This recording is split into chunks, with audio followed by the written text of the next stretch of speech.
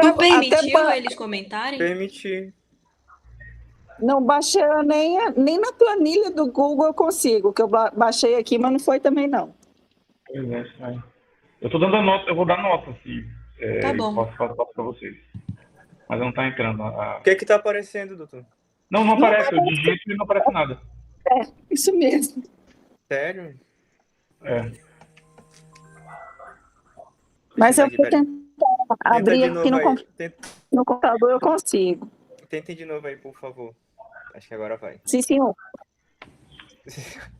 Oi, Ângelo, boa noite. A gente só tá terminando de postar as notas do candidato anterior, e aí você já começa, tá bom? Tem que postar agora? Peraí.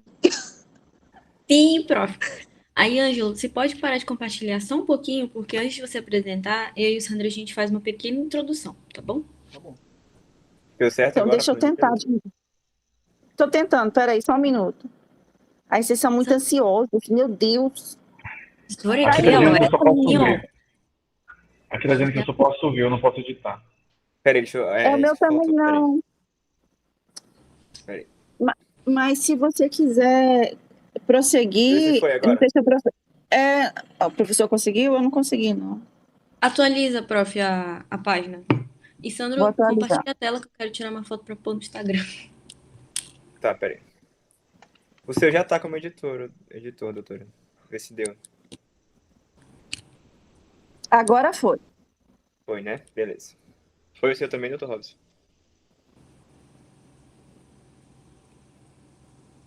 Tá. Eu só não sei Então. onde está a letrinha aqui, mas eu tô tentando. Ai, que gracinha. Foi, obrigada. Foi? Beleza. Foi.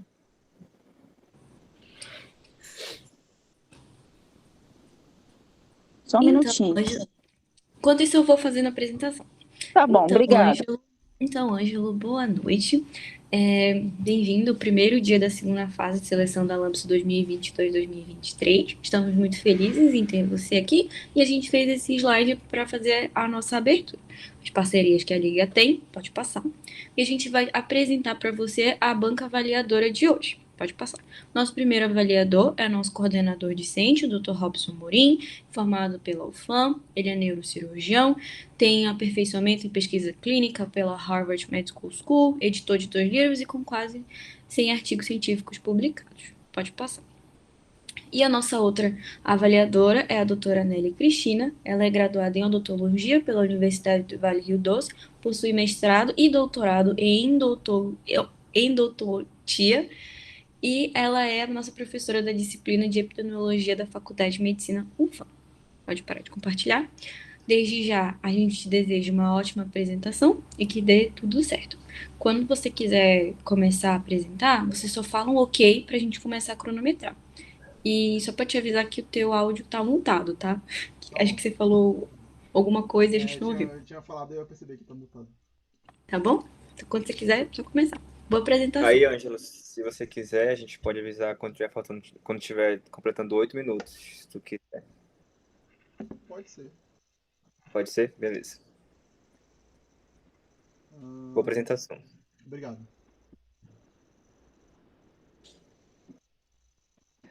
Aí, quando for começar, tu avisa pra gente começar o cronômetro, tá bom?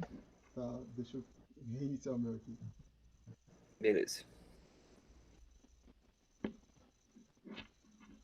Eita, minha luz apagou.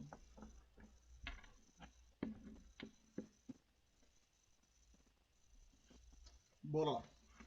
Boa noite, saúdo a todos. A Liga por essa oportunidade do processo seletivo, a banca examinadora. Meu nome é Ângelo Abner e irei apresentar o artigo em tradução livre, avaliação prognóstica dos resultados relatados por pacientes idosos acometidos de insuficiência cardíaca na predição da sua reinternação por todas as causas e até 30 dias. A pesquisa foi desenvolvida por Zhang et al., uma equipe de pesquisadores da China, que publicou na revista de insuficiência cardíaca da Sociedade Europeia de Cardiologia nesse ano de 2022. Inicialmente, o artigo ele traz como contexto da problemática que, com o decorrer do envelhecimento da população, a insuficiência cardíaca vem ganhando bastante destaque, porque ela apresenta se apresenta como uma síndrome bem característica do envelhecimento para essa faixa etária e ela tem altos índices de comorbidade e mortalidade. A população é bem definida, sendo a idade média da primeira internação de 77 anos, que é só meio ano acima da média de valores de 2002, então está bem estável quanto a isso, a definição da população. Um grande risco que essa condição apresenta é que ela tem a maior taxa de reinternação em até 30 dias dos seus pacientes acometidos. E, além disso, os pacientes, quanto mais idosos, eles apresentam maior risco de internação e uma reinternação mais custosa. Para todos os pacientes, em geral, o custo médio mensal de manutenção dessa internação é de $9.290. Sendo assim, os pesquisadores se perguntavam: será que é possível desenvolver um modelo imunograma baseado nos relatos do paciente e que seja válido para prever a possibilidade da reinternação em até 30 dias dessa população? Isso é relativamente considerado importante porque os modelos prognósticos eles são muito úteis aos profissionais de saúde para a tomada de decisões. Entretanto, os modelos que existem, eles consideram apenas prontuários eletrônicos e não consideram dados relatados pelos pacientes, o que deixa em segundo plano aquele conceito de mais amplo e abrangente de saúde como sendo considerado o bem-estar físico, mental e emocional do paciente. Por isso, o artigo traz como objetivos a construção de modelo na previsão do risco de reinternação em até 30 dias dessa população e avaliar se as respostas relatadas pelos pacientes, qual a sua influência no modelo de previsão. Assim, desenvolveu-se um estudo de coorte prospectiva realizado entre março de 2019 a outubro de 2020, considerando tanto a fase de elaboração do modelo quanto a validação externa. Para critérios de inclusão, considerou-se aqueles pacientes com diagnóstico de insuficiência cardíaca, idosos e que tivessem compreensão do chinês para poder assinar o termo de consentimento. Considerou-se critérios de exclusão as comorbidades que comprometem significativamente o prognóstico, nominalmente demência, hemiplegia, tumor sólido, leucemia, linfoma e AIDS. Assim, a coleta se estabeleceu em 3 estágios, após 24 horas, 7 dias e 30 dias, sendo que cada estágio o pesquisador era cego, que acontecia ao anterior. E para as ferramentas de avaliação foi usado o modelo comportamental de Anderson, que estabeleceu 38 critérios em 4 aspectos: ambientais, de população, comportamento de saúde e os resultados obtidos. Para avaliar esses aspectos subjetivos, a parte dos aspectos subjetivos, utilizou-se diversas escalas para suporte da rede social, para a educação em saúde, para a depressão e ansiedade hospitalar, para o índice de comorbidade ajustado à idade, um questionário de vivência dos pacientes de insuficiência que foi elaborado pela equipe de Minnesota, mais adaptado numa versão à realidade chinesa, uma escala de adesão à medicação e a escala de autocuidado para pacientes com insuficiência cardíaca da comunidade europeia. Assim, estabeleceu-se uma amostragem de 10 indivíduos por item, totalizando 380. A pesquisa seguiu os aspectos éticos de Helsinki, sendo aprovada pelo Comitê de Ética, e os pacientes voluntários assinaram o termo de consentimento. Para análise de dados, foram utilizados softwares R e SPSS. As variáveis discretas e contínuas foram verificadas a sua correlação em testes, e aquelas que tiveram maior significância de correlação na análise univariável foram consideradas dentro do modelo multivariável. Esse modelo multivariável, por regressão, possibilitou a construção de um monograma. Esse monograma, na fase de construção, ele foi validado pela curva de característica pela curva de operação do receptor e avaliado clinicamente quanto à sua predição pela análise da curva de decisão, que aqui deveria ser DCA em vez de DAC. Dos 420 consultados, 29 optaram por não participar. Daqueles que participaram, 14% sofreram reinternação, com uma idade média dentro do previsto, de 72 anos, na sua maioria homens. Os critérios que tiveram maior correlação à reinternação foram menor nível de suporte social, menor nível de alfabetização em saúde, maiores níveis de ansiedade e depressão, aqueles que não tinham histórico de cirurgia, que estavam fazendo a primeira cirurgia, aqueles que apresentavam menor qualidade de vida, os que não retornavam para a visita clínica dentro do intervalo previsto, os que apresentavam o pior comportamento de autocuidado e aqueles que faziam a troca da medicação por conta própria. Sendo assim, foi possível estabelecer o monograma considerando esses aspectos, atribuindo para cada fator um nível de significância dentro da somatória. Então, por exemplo, aquele que não tinha feito cirurgia tinha 20 pontos dentro do somatório, aquele que apresentava o maior índice de depressão contabilizava 68 pontos, e qualidade de vida foi o fator com maior importância significativa, sendo atribuído o valor de 100 pontos. A partir dessa somatória, pode-se dizer que, para os pacientes que tinham mais de 136 pontos de somatória, eles apresentavam 10% de risco, e aqueles que tinham mais de 196 de somatória apresentavam mais de 90% de risco. Esse modelo, dentro da fase de construção, foi estabelecido um intervalo de confiança de 95%, então a predição era correspondente a 95% dos resultados. Quando foi avaliado dentro da corte externa, o índice de previsibilidade caiu para 80,5%, que apesar de uma queda muito significativa, ela não compromete a validade e permite muito bem utilizar esse modelo dentro da prática clínica. Sendo assim, a gente pode dizer que o monograma ele é bem interessante por levar em consideração esses aspectos subjetivos e poder quantificar dentro da escala, permitindo assim ao paciente ter mais voz e participação, tanto no relato das condições dele, quanto também facilitar na tomada de decisões. O modelo ele se mostrou muito prático e eficiente para a realização da prática clínica. Entretanto, aquela queda que ele mostrou na corte externa mostra que é necessário ainda estabelecer uma corte mais ampla, com uma amostragem maior, e também seria interessante uma amostragem dentro de outros contextos, porque foi utilizado tudo na mesma cidade na Índia, na China. Então, talvez tenha alguma variação de fator étnico que seria interessante de ser avaliado para adotar esse mesmo protocolo em outros países.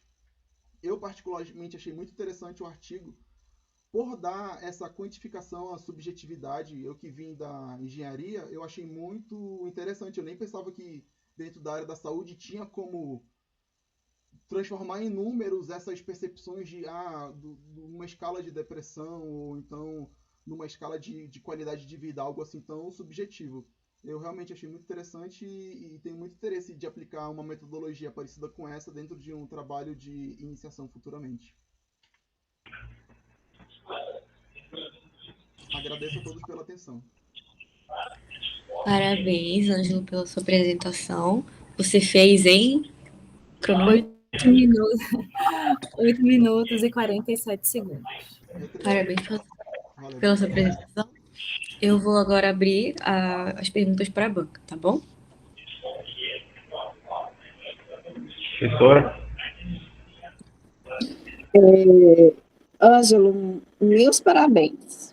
Conseguiu, então, pouco tempo, resumir, embora eu sinta falta da estatística, mas você me pegou em cheio quando disse que, apesar na corte prospectiva não ter sido tão abrangente, não ter tantos participantes, ainda foi possível aplicar externamente, né, esse método. E aí a minha pergunta, a gente sempre tem que perguntar, né, não tem jeito. Vamos lá.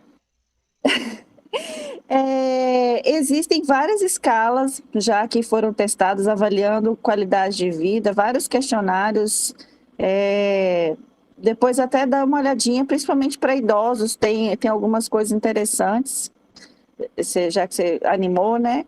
E aí eu te pergunto, eu estou bem curiosa com esse nomograma. Professor Robson, me desculpa a minha ignorância, mas eu nunca tinha visto nada parecido com o nomograma, é a primeira vez que eu... Porque ele permite colocar muitas análises, muitos dados que, por exemplo, antes, quando eu fazia engenharia, a gente criava equações, então botava lá, montava equação e tudo mais, só que ele é uma representação visual, então a pessoa não precisa pegar uma calculadora, jogar na planilha, é só pegar a régua, colocar dentro do valor da escala e ver quantos pontos corresponde. E aí é uma forma muito prática que não precisa de perder muito tempo com cálculo. É como se fosse aquelas escalas de critério, né, que a gente avalia o paciente, se ele apresenta consciência, inconsciência, atribui 1, 2, 3 Perfeito. pontos, só que ele é mais elaborado. E aí vem a minha perguntinha básica.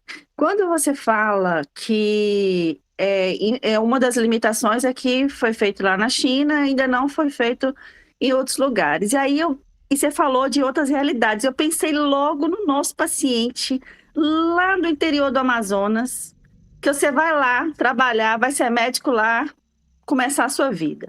Como que você aplicaria na sua prática lá esse tipo de estudo?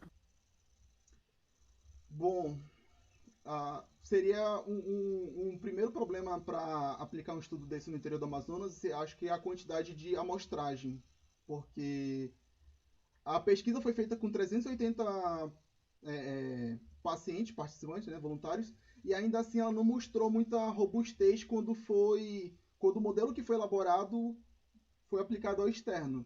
Então, se a gente desenvolvesse uma pesquisa dessa aqui no Amazonas, teria que considerar esses dados dentro de outras pesquisas, de outras referências na literatura, porque eu acho difícil a gente conseguir uma quantidade significativa de amostragem. Mas aí, de novo, você só pensa então no macro? Você só pensa se tiver muitos pacientes e no seu paciente, na sua UBS, Mas que você aí está já para trabalhando. uso, né? Mas aí para uso já teria sido validado o modelo. Aí o modelo já validado, eu vou talvez fazer alguma adaptação, porque a maior parte dos protocolos que eles adotaram eram protocolos europeus e americanos. Então, por exemplo, tinha um protocolo lá para insuficiência que era de Minnesota. Então, talvez se tivesse condições ambientais, eu não fui ver exatamente qual era o protocolo, mas eles falaram que eles adaptaram para a realidade chinesa. Talvez tivesse condições ambientais que fosse significativo considerar nos Estados Unidos e na China não. Então a gente precisa ver todos os critérios e ver quais fazem sentido e quais a gente poderia atribuir também. Porque da mesma forma que eu considero todos esses aspectos para criar um modelo, eu posso também pegar um aspecto específico e detalhar atribuições. Então criar novos itens dentro daquele aspecto específico de acordo com a realidade da população. Perfeito. Isso é leitura crítica de um artigo, tá de parabéns, viu? Obrigado. Obrigada, professor Robson. Acho que eu tomei seu tempo. Nada que isso. Parabéns, gente. Não, eu não tenho muito o que falar. Eu achei, Ângelo, parabéns. Assim, eu adorei a tua apresentação, cara. Foi muito boa a tua apresentação. Eu gostei Parabéns, também uma de das voltar melhores. e tudo mais. Foi uma das melhores apresentações que eu vi aqui nos dois anos. A gente começou agora, né? Mas eu gostei muito da apresentação. Você foi muito didático desde o início. Você tem experiência com alguma coisa. Eu vi que você tem experiência com engenharia, Eu mas sou você professor conseguiu também, professor contar. de reforço. Ó, então pronto, ele viu? Então, assim, dá uma. Muito bom. Então, a professora colocou, assim, embaixo a questão do nomograma, um negócio que eu conheci recentemente, professora. E eu gosto muito de trabalho que envolve curso prospectivo, desenvolvimento de modelos e tudo. E o nomograma, ele praticamente ele coloca você, após terminado o teu trabalho, ele coloca de forma prática. Você não precisa, justamente como o Ângelo já falou, não precisa colocar, fazer nenhuma análise, Não é só uma fazer um régua, coloca a aplicativo. régua, vai botando os valores, soma Perfeito. tudinho, é muito É. simples. Ainda me deu aula do negócio, tá vendo? A gente está aprendendo também, né, nessas apresentações. E aí você viu que você tem ali um peso, né, para cada variável. Isso é colocado lá bem direitinho. Achei muito interessante, a Angela explicou de maneira fantástica. Eu senti falta de ter colocado a curva ROC, né, Poderia ter colocado a curva ROC e a de DCA também. Exato. Aí você fala curva ROC mesmo, não precisa traduzir em português, não. E aí lembrar que é nomograma, né? Monograma. Você estava falando na apresentação, monograma, é nomograma. Nomograma. Beleza? Certo. Muito bom, parabéns. Muito obrigado. Parabéns, Ângelo, pela apresentação. Boa sorte e o resultado sai dia 27. Obrigado. Parabéns.